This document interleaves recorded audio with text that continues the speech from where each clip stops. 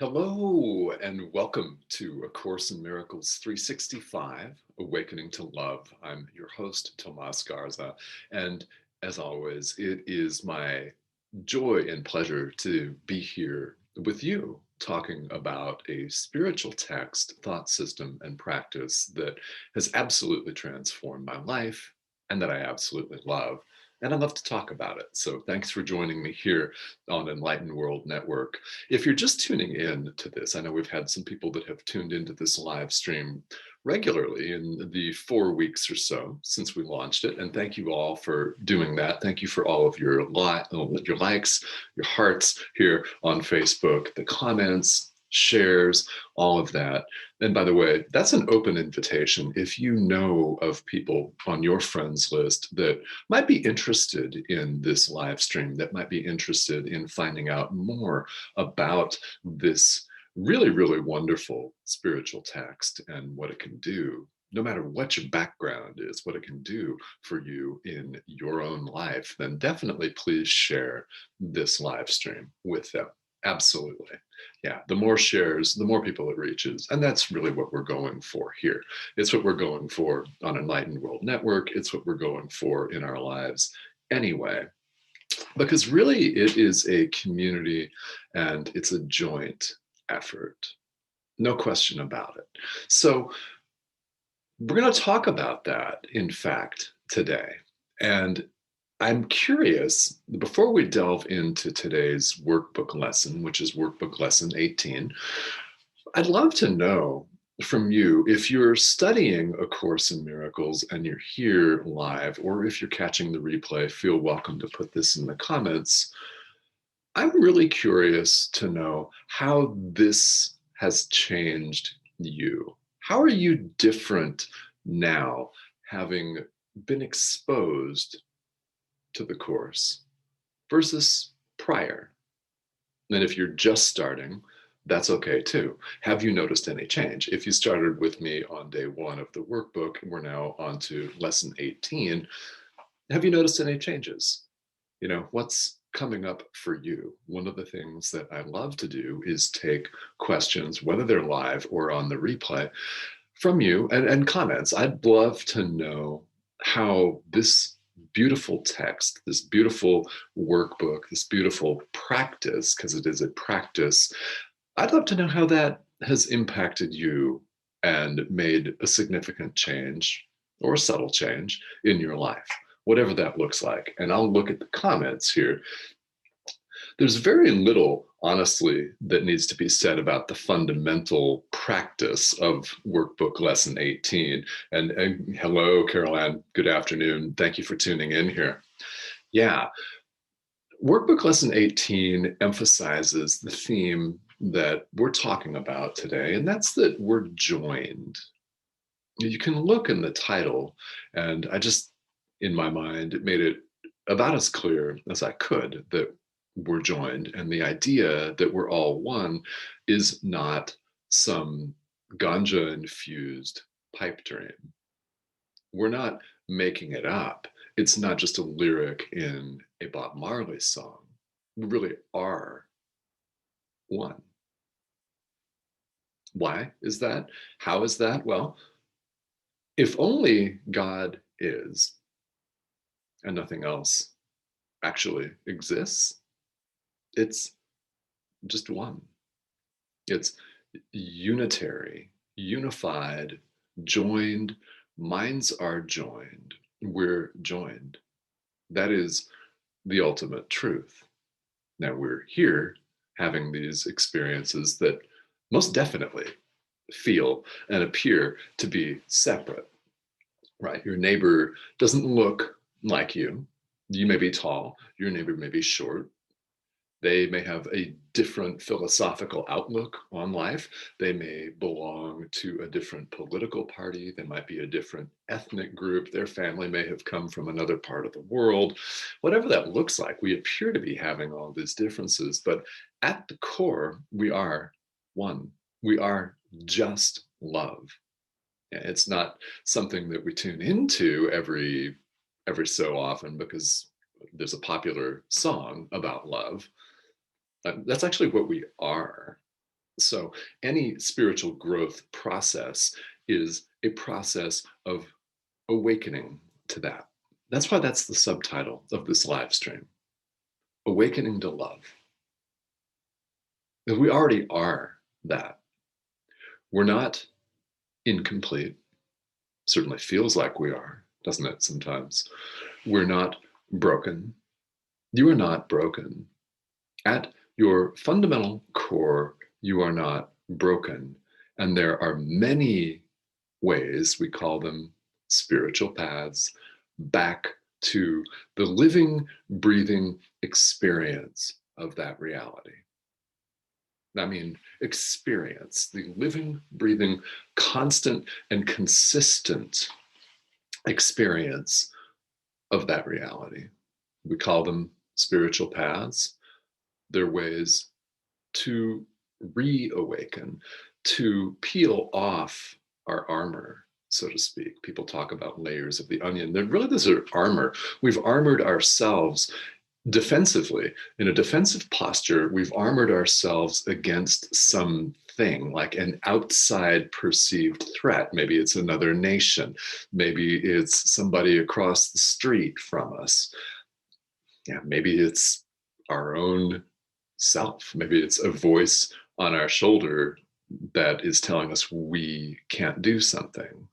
We shouldn't do something. Don't you want to play it safe? Well, how has safe gotten you? Happy with safe?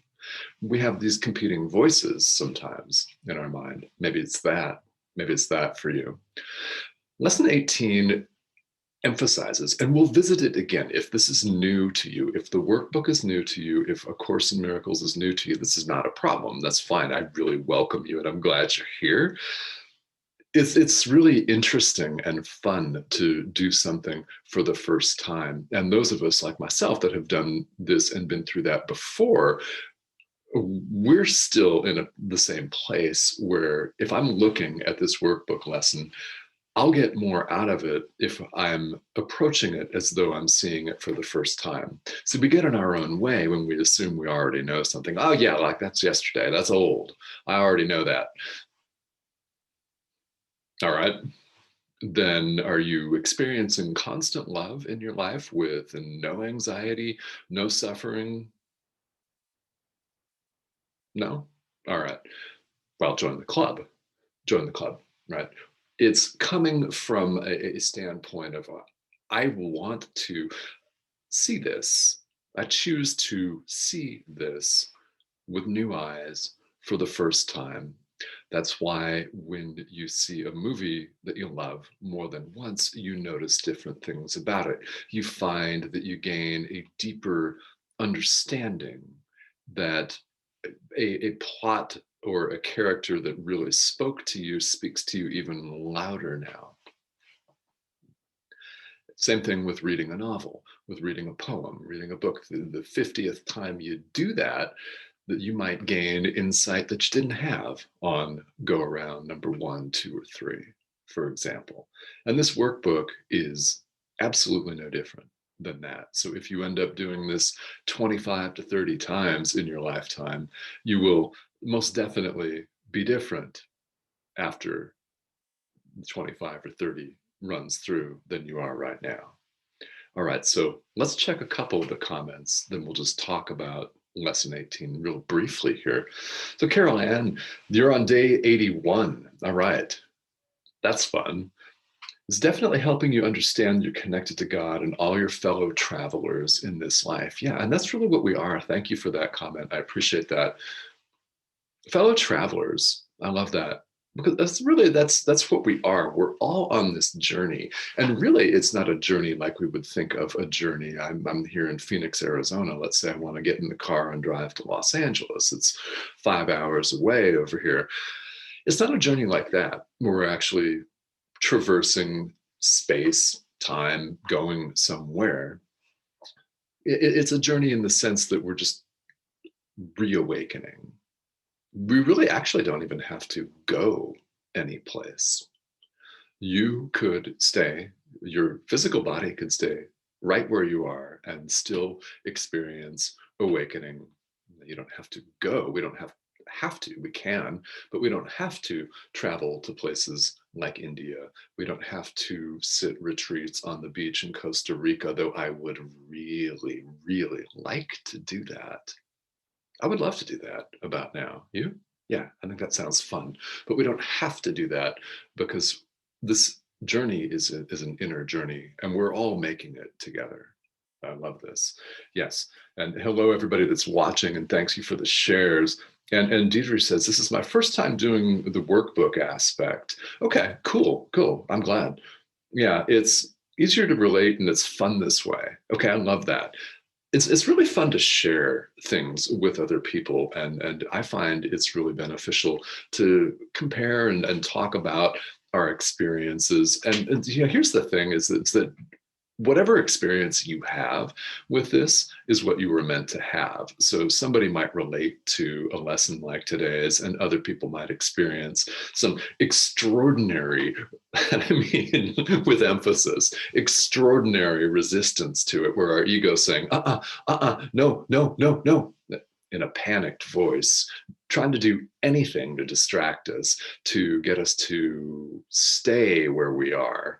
Yeah, it's that voice that says, yeah, don't you want to just close this book and go do something else? Yeah, shouldn't you be doing something else right now? Just anything to distract you from realizing that it doesn't exist at all. And there's no reason for us to pay the slightest bit of attention to it, which is a beautiful thing. All right, lesson 18 here. I'm not alone in experiencing the effects of my seeing. No, you're not. We could actually mic drop it and leave it right there. You are not alone in experiencing the effects of your seeing. How? Well, we can actually really sort of prove that.